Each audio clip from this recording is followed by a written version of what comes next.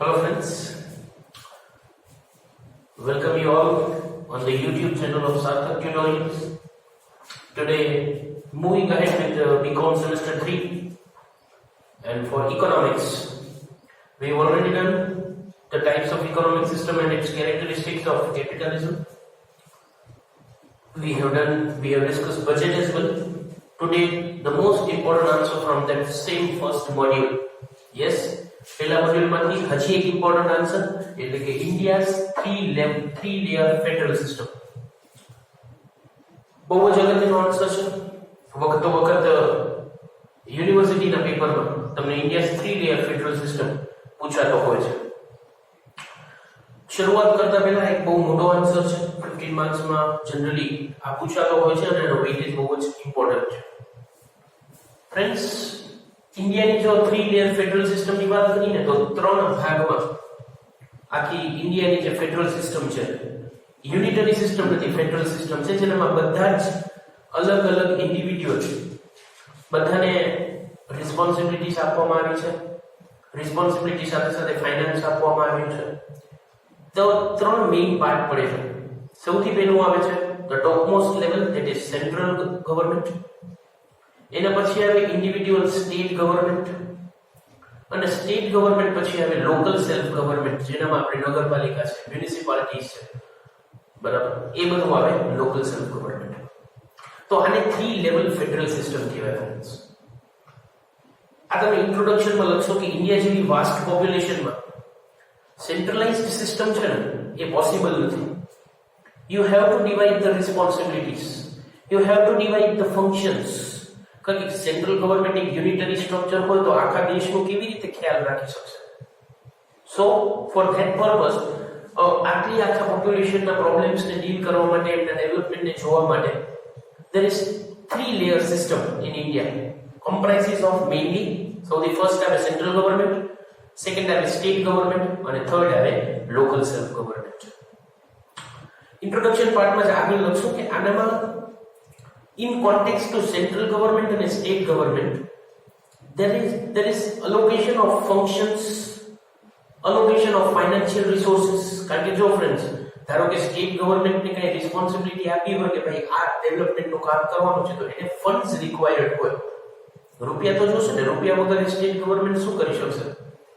એટલે કેમ ઘર છે તો એક પિતા છે એ પોતાના અલગ અલગ બાળકોને કામની સોંપણી કરે, કામની વહેંચણી કરે, ડિવિઝન ઓફ વર્ક કરે. એવી રીતે આપણા કોન્સ્ટિટ્યુશનના આર્ટિકલ નંબર 268 થી 300 માં, આર્ટિકલ 268 થી કરી અને 300 માં આ જ બધું આપ્યું છે કે કોણ શું કામ કરશે, એ કામ પૂરું કરવા માટે કોને કેટલા ફંડ્સ મળશે. આ બધું આર્ટિકલ 268 થી કરીને 300 માં ખાસ મેન્શન કરશો કે article 268 to 300 there is mention of the division of work, division of financial resources between central government and state government. તો આ આખી જે સિસ્ટમ છે એને ફંડ્સ કેવી રીતે મળશે, કેવી રીતે આગળ કામ કરશે, એની આપણે આમાં ચર્ચા કરશું. So up till now in introduction તમને શું લખવાનું છે? that India's three layer federal system is divided into three parts. Mainly, first is central government, the supreme most authority, second is state government, and third is local self government. In article 268 to 300 there is proper mention that about the allocation of functions, allocation of work, allocation of financial resources. There has been clearly mentioned. So in article 268 to 300, according to that, first we will look at, in the context of center and state government, allocation of functions. Functions are allocated. Taking that first one, central government list. In central government list, there is 97 matters included. 97 matters એવા છે કે જેનામાં ખાલી અને ખાલી central government responsible છે. Central ગવર્નમેન્ટના decision છે એ last decision લેખા છે, અને સેન્ટ્રલ ગવર્નમેન્ટ છે એ જ આનું ડિસિઝન પ્રોસેસમાં ઇન્વોલ્વ થશે. બીજું કોઈ નહીં, અને પૂરેપૂરું કમ્પ્લીટલી રિસ્પોન્સિબલ હશે. તો 97 મેટર્સ માટે ખાલી ને ખાલી સેન્ટ્રલ ગવર્નમેન્ટ. એ 97 મેટર્સમાં જસ્ટ એક એક્ઝામ્પલ, 97 મેટર્સ બધા તો આપણે ન લખી શકીએ, એટલે કયા કયા? તો કે સૌથી પહેલા ડિફેન્સ આવે, પછી પોસ્ટ એન્ડ ટેલિગ્રાફ આવે, રેલવે આવે, બરાબર. આ બધા આવા 97 મેટર્સ એવા છે કે જે પૂરેપૂરું કમ્પ્લીટલી ડીલ કોણ કરશે ફ્રેન્ડ્સ? સેન્ટ્રલ ગવર્નમેન્ટ કરશે.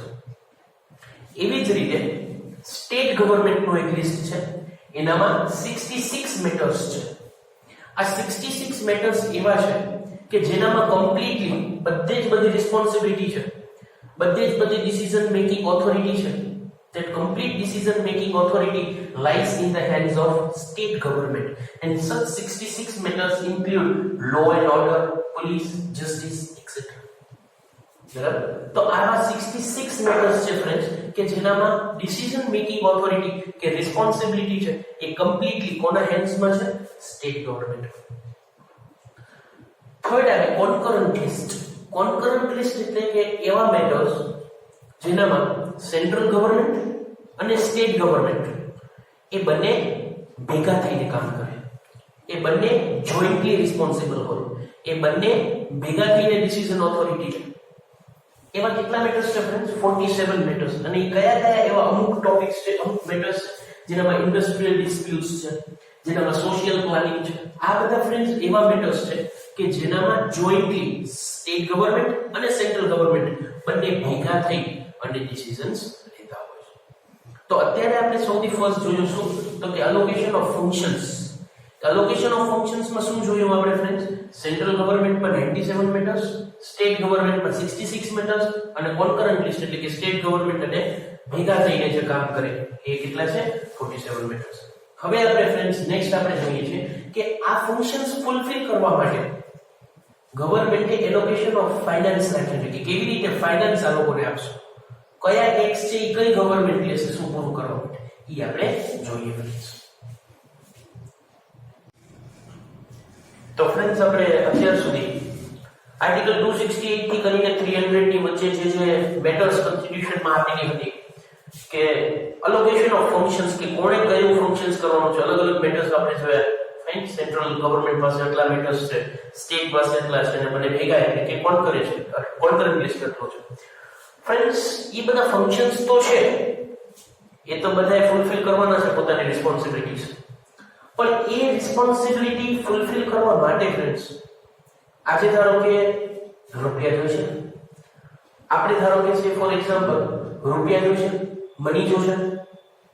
હવે આજે ધારો કે હું તમને એમ કહું કે એ ફંક્શન્સ ફૂલફિલ કરવા માટે રૂપિયા જોઈશે, તો આ જે આપણું 7th શેડ્યુલ છે કોન્સ્ટિટ્યુશનમાં, એ 7th શેડ્યુલમાં એનું અલોકેશન ઓફ ફાઇનાન્સ એટલે કે distribution of finance between central અને સ્ટેટ ગવર્નમેન્ટ આપેલું છે. કયા શેડ્યુલમાં ફ્રેન્ડ્સ? 7th શેડ્યુલમાં, જેનામાં સેન્ટ્રલ ગવર્નમેન્ટ પાસે કઈ સત્તા છે, કયા ટેક્સીસ. કારણ કે જો ફ્રેન્ડ્સ આજે કોઈ પણ ગવર્નમેન્ટ હોય એ ફંક્શન્સ પૂરા કરવા માટે, રિસ્પોન્સિબિલિટીઝ પૂરી કરવા માટે એનો ફાઇનાન્શિયલ જેને કહેવાય કે રિટર્ન શું હોય, એ લોકો પાસે સોર્સ ઓફ ફાઇનાન્સ શું હોય? ટેક્સીસ હોય. તો ટેક્સીસ ઘણા બધા પ્રકારના છે. ફાઇન, તો એ ટેક્સીસ કોને લેશે એ આપણે જોવાનું છે. તો સેન્ટ્રલ ગવર્નમેન્ટ પાસે ઘણા બધા છે, પણ સેન્ટ્રલ ગવર્નમેન્ટ જે બધી ટેક્સીસ લેશે અમુક યાદ રાખવાની છે. એમાં કસ્ટમ ડ્યુટીઝ છે, કોર્પોરેશન ટેક્સ છે, taxes on capital value of assets છે, એક્સાઇઝ ડ્યુટીઝ છે. બરાબર, એક્સાઇઝ ડ્યુટીઝ ઘણા બધા પ્રકારની આવે, અલગ અલગ વસ્તુની અલગ અલગ ગવર્નમેન્ટ લે છે. તો આ બધી અમુક તમને યાદ એવી રાખવાની છે, જેટલી યાદ રહે એટલી ટેક્સ્ટબુકમાં છે. પણ આ જસ્ટ ફોર એક્ઝામ્પલ કે આ ડ્યુટીઝ અને ટેક્સીસ એવા છે કે જે કમ્પ્લીટલી એના ઉપર અધિકાર કોનો હશે? It will be completely beared by central government. State ગવર્નમેન્ટમાં શું હોય?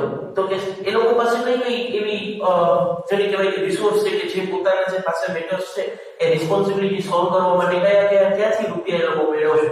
લેન્ડ રેવન્યુ છે, ટેક્સીસ ઓન પ્રોફેશન્સ છે, એક્સાઇઝ ઓન આલ્કોહોલ છે, ટેક્સીસ ઓન એડવર્ટાઇઝમેન્ટ છે. ન્યૂઝપેપરમાં એડવર્ટાઇઝમેન્ટ તમે જોતા હો એના ઉપરનો જે ટેક્સ હોય એ કોના પાસે હોય? સ્ટેટ ગવર્નમેન્ટ પાસે હોય. ફ્રેન્ડ્સ, એવી જ રીતે કોન્કરન્ટ લિસ્ટ છે કે આ બધી ડ્યુટીઝ અમુક એવા એક્ઝામ્પલ્સ છે કે જેનો શેર થાય. કોના વચ્ચે શેર થાય? સ્ટેટ ગવર્નમેન્ટ પાસે પણ જાય અને સેન્ટ્રલ ગવર્નમેન્ટ માટે જાય. માની લો કે સ્ટેમ્પ ડ્યુટી 100 રૂપીસ આવી તો એ ફાઇનાન્સ કમિશન હોય. આગળ આપણે ભણશું કે ફાઇનાન્સ કમિશન છે ને ફ્રેન્ડ્સ, એ તમને શું આપે? એનો ગાઈડલાઈન હોય કે 100 રૂપિયામાંથી 60 રૂપીસ છે એ સેન્ટ્રલ ગવર્નમેન્ટ લે છે અને 40 રૂપીસ છે એ સ્ટેટ ગવર્નમેન્ટ લે છે અને શેર કહેવાય. તો એને શું કહેવાય? બંનેનું શેરિંગ થાય. આ બધી એવી છે કે આ સ્ટેટ ગવર્નમેન્ટ કમ્પ્લીટલી એના પાસે, આ એવું છે કે જે સેન્ટ્રલ ગવર્નમેન્ટ કમ્પ્લીટલી, પણ આનામાં શેર થાય. કયા કયા છે? સ્ટેમ્પ ડ્યુટીઝ છે, એક્સાઇઝ ડ્યુટી ઓન મેડિસિન છે, એક્સાઇઝ ડ્યુટી ઓન સુગર અને ટોબેકો છે. આ બધું ફ્રેન્ડ્સ એવા છે કે જેનામાં શું થાય? ડિસ્ટ્રીબ્યુશન થાય. બરાબર? તો ખાસ આટલું લખી લો, નોટ ડાઉન કરી લો. અત્યારે આપણે બે ભાગ ભણે. સૌથી પહેલા એલોકેશન ઓફ ફંક્શન્સ ભણે અને પછી ભણ્યા શું ભણ્યા આપણે? Distribution of financial resources. ખાસ તમે ફ્રેન્ડ્સ આ નોટ કરી લો.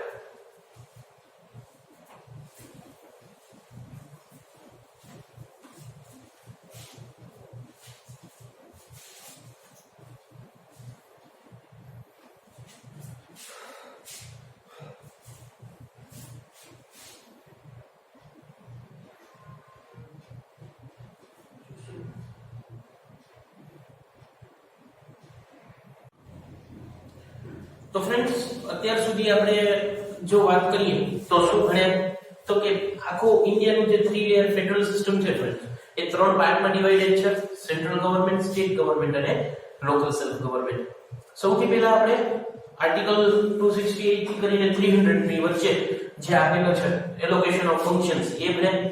Central government, state government, concurrent base. એના પછી નેક્સ્ટ ટોપિક આપણે ભણીએ છીએ ઈ જનસમમાં ડિસ્ટ્રીબ્યુશન ઓફ ફાઇનાન્શિયલ રિસોર્સિસ. કે જે કામ આપવામાં આવ્યા છે એ ફૂલફિલ કરવા માટે ફાઇનાન્શિયલ રિસોર્સિસ કયા કયા યુઝ કરવાના, તો એનામાં 6 પોઈન્ટ્સ છે જે આપણે સેન્ટ્રલ લિસ્ટ આપણે જે જોયું, અલગ અલગ ડ્યુટીઝ, સ્ટેટ લિસ્ટ જોયું, કોન્કરન્ટ લિસ્ટ જોયું.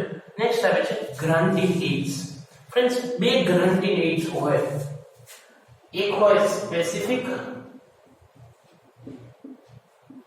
અને બીજી હોય જનરલ. આ બે ટાઈપ ઓફ ગ્રાન્ટ્સ છે. ગ્રાન્ટ એટલે શું? તો કે કોઈ કામ પૂરું કરવા માટે, કોઈ રિસ્પોન્સિબિલિટી પૂરી કરવા માટે, કોઈ ટાસ્ક પૂરું કરવા માટે જ્યારે ફાઇનાન્શિયલ હેલ્પ કરવામાં આવે ને, એને ગ્રાન્ટિંગ એડ્સ કહેવાય. હવે બે હોય, એક સ્પેસિફિક ગ્રાન્ટિંગ એડ કે જેમ કે છે ફોર એક્ઝામ્પલ સેન્ટ્રલ ગવર્નમેન્ટ એમ કહે છે કે ગુજરાત સ્ટેટમાં 50 સ્કૂલ બનાવવાની છે અને એના માટે 30 કરોડ રૂપિયા આપી છે. સ્પેસિફિક પર્પસ માટે આપી છે. સ્પેસિફિક પર્પસ શું છે? સ્કૂલ્સ બનાવી. તો આને એમ કહેવાય છે કે આ સ્પેસિફિક ગ્રાન્ટિંગ એડ છે. પણ એમ કહેવાય કે ભાઈ ગુજરાત ગવર્નમેન્ટને સેન્ટ્રલ ગવર્નમેન્ટ 30 કરોડ રૂપિયાની ગ્રાન્ટ આપે છે ફોર ડેવલપમેન્ટ પર્પસ. હવે ડેવલપમેન્ટ પર્પસ તો છે ને એક વાસ્ટ એરિયા છે, અને જનરલ ગ્રાન્ટિંગ એડ કહેવાય. બરાબર? તો કોઈ સ્પેસિફિક પર્પસ માટે, જેમ કે 30 કરોડ રૂપિયા ગુજરાત ગવર્નમેન્ટને મળ્યા શેના માટે? કોરોનાની જે મહામારી છે એના સામે લડવા માટે. તો આને સ્પેસિફિક ગ્રાન્ટિંગ એડ કહેવાય. બરાબર? તો ગ્રાન્ટિંગ એડ્સ જનરલી સ્ટેટ ગવર્નમેન્ટ છે એને મળતી હોય છે સેન્ટ્રલ ગવર્નમેન્ટ દ્વારા. નેક્સ્ટ આવે છે લોન્સ. આ તો બધાને ખબર છે કે સેન્ટ્રલ ગવર્નમેન્ટ છે એ સ્ટેટ ગવર્નમેન્ટને લોન્સ આપી શકે છે. સ્ટેટ ગવર્નમેન્ટ છે એ પણ ઘણીવાર ઘણા સંજોગોમાં સેન્ટ્રલ ગવર્નમેન્ટને લોન આપે. બરાબર? તો લોન ઇઝ વોટ? તો કે એક સાથે અમાઉન્ટ મળે અને પછી instalment wise as per the agreement કે એઝ પર ધ કોન્ટ્રાક્ટ એ વિથ ઇન્ટરેસ્ટ તમને શું આપવાનું હોય? રીપે બેક કરવાનું હોય. જનરલ કેસમાં સેન્ટ્રલ ગવર્નમેન્ટ છે સ્ટેટ ગવર્નમેન્ટને લોન્સ આપતી હોય છે ફોર કમ્પ્લીટિંગ એની ડેવલપમેન્ટલ વર્ક.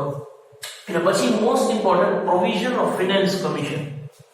ફ્રેન્ડ્સ આપણા કોન્સ્ટિટ્યુશનમાં ખાસ લખેલું છે, ખાસ દર્શાવેલું છે કે એવરી 5 યર એક ફાઇનાન્સ કમિશન બનાવવાનું છે. આ ફાઇનાન્સ કમિશન છે ને સર કોણ બનાવશે? તો કે પ્રેસિડેન્ટ એ સમયે હશે કે પ્રેસિડેન્ટ ફાઇનાન્સ કમિશન બનાવશે. સર શું કરશે આ ફાઇનાન્સ કમિશન? ફાઇનાન્સ કમિશન સૌથી પહેલા two decide the ratio of taxation. મેં તમને વાત કરી કે આ ટેક્સ છે સેન્ટ્રલ ગવર્નમેન્ટ લેશે, આ ટેક્સ છે સ્ટેટ ગવર્નમેન્ટ લેશે, અને ઘણા એવા છે કે આ બંને શું કરશે? ડિસ્ટ્રીબ્યુટ કરશે. ડિસ્ટ્રીબ્યુટ કરશે મીન્સ કે 100 રૂપિયા હોય તો 60 સેન્ટ્રલ લઈ જાય, 40 સ્ટેટ લઈ જાય. તો એ જે ડિસ્ટ્રીબ્યુશન રેશિયો છે એ અમેન્ડ કરવા માટે કે નક્કી કરવા માટે કે ડિસાઇડ કરવા માટે કોણ છે? Finance commission.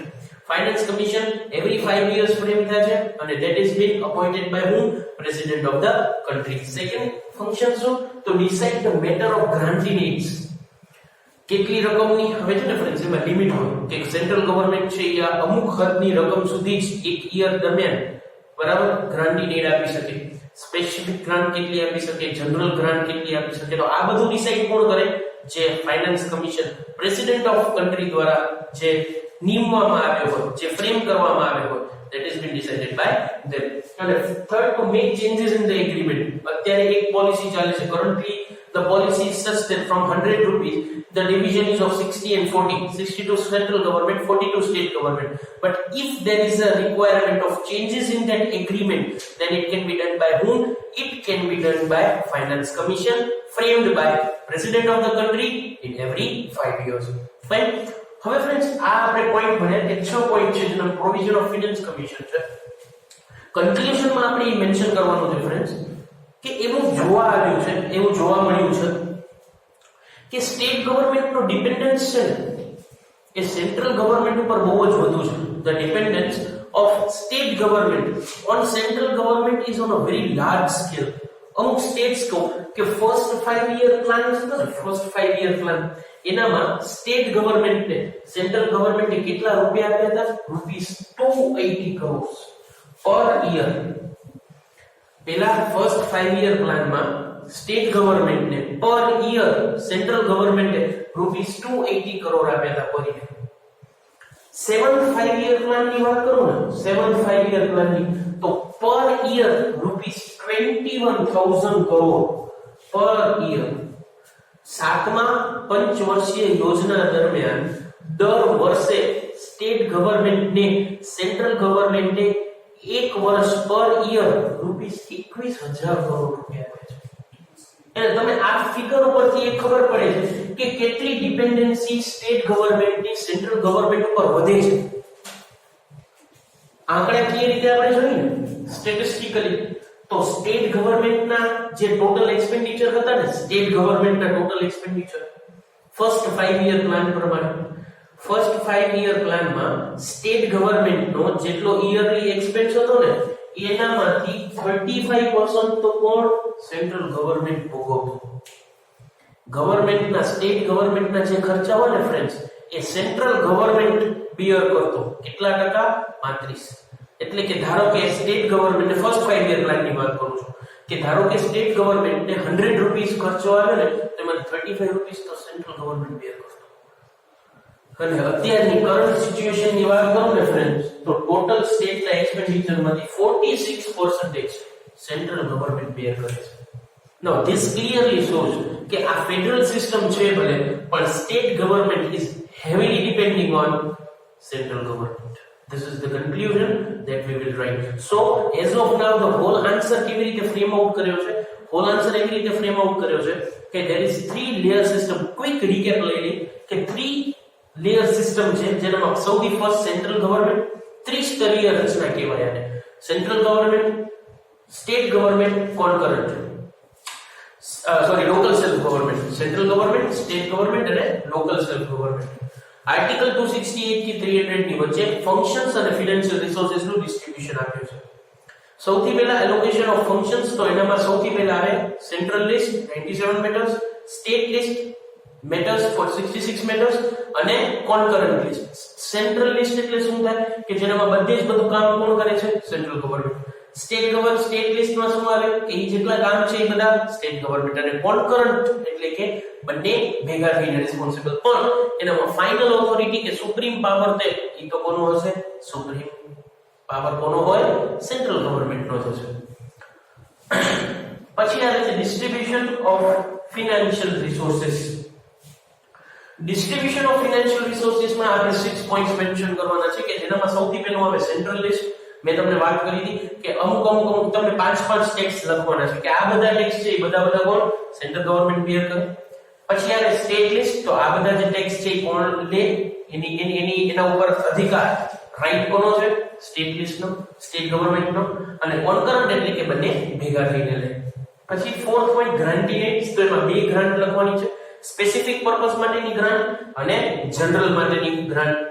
પછી આવે લોન્સ, તો ખબર છે સેન્ટ્રલ ગવર્નમેન્ટ સ્ટેટ ગવર્નમેન્ટ પાસેથી પણ લઈ શકે, સ્ટેટ ગવર્નમેન્ટ છે એ સેન્ટ્રલ ગવર્નમેન્ટ પાસેથી પણ લઈ શકે. At the time of agreement the amount of installment and years of repayment has been decided. અને પછી provision of finance commission, જે ખાસ યાદ રાખવાનું છે every 5 year it has been framed by president of the country. અને શું કામ કરે છે? અને પ્લસ એના કન્ક્લુઝનમાં આપણે લખવાનું છે કે હેવીલી ડિપેન્ડન્ટ છે કોણ સ્ટેટ ગવર્નમેન્ટ કોના ઉપર સેન્ટ્રલ ગવર્નમેન્ટ ઉપર ફ્રેન્ડ્સ બહુ જ ઇમ્પોર્ટન્ટ આન્સર છે આપણે ઇમ્પોર્ટન્ટમાં ઇમ્પોર્ટન્ટ આન્સર કહી શકીએ એટલે ખાસ નોટ્સ છે એ આની બનાવતા રહેજો ક્લાસમાં આવશો એટલે આપણે આખું વ્યવસ્થિત રીતે ફ્રેમ આઉટ કરીને આન્સર લખી લેજો સો this was all for this economics lecture next lecture માં આપણે આગળ economics ના ઇમ્પોર્ટન્ટ ટોપિક્સ છે એ આપણે લેતા જઈશું બહુ જ સારી રીતે તમે અમારા લેક્ચર્સ છે જોવો છો અને ધીમે ધીમે હવે અમે ડિસાઈડ કર્યું છે કે જેટલા લેક્ચર્સ મેં તમને વાત કરી કે મટીરીયલ 1 ઓજસ સરે કોસ્ટ એકાઉન્ટન્સીમાં પૂરું કરી નાખ્યું છે હવે આની આપણે ટેસ્ટ લેવાની છે જેમ તમને ક્લાસીસમાં આવતા ત્યારે હર સન્ડેના એક્ઝામ આપતી તો હવે આ મટીરીયલ 1 પૂરું થઈ ગયું છે ઘણા બધા ડાઉટ્સ પણ તમે પૂછી લીધા છે લગભગ સોલ્વ આઉટ થઈ ગયું છે તો બીકોમ સેન્ટ્રીના સ્ટુડન્ટ્સ માટે ટેસ્ટ આપણે ફ્રેમ આઉટ કરી છે નજીકના સમયમાં અમે ગ્રુપ્સમાં પોસ્ટ કરશું અને સાથે સાથે અમે વિડિયો દ્વારા પણ એ ટેસ્ટ તમારી લઈ અને તમને આન્સર્સ સોલ્વ આઉટ કરી અને અમને મોકલવાના છે અમારા સુધી પહોંચાડવાના છે અમે એ ચેકઆઉટ કરી અને તમને પાછા આપી દેશું તો till then just spare your time કારણ કે તમે આવશો પાછા એટલે we will be running out of time બહુ જ જલ્દી એક્ઝામ્સ ને બધું આપણું લેવાનું હશે એટલે જે પણ લેક્ચર્સ લેવાય છે એને સિરિયસલી તમે જોવો જ છો અને આવો જ રિસ્પોન્સ આપતા રહેજો till then have a very nice day thank you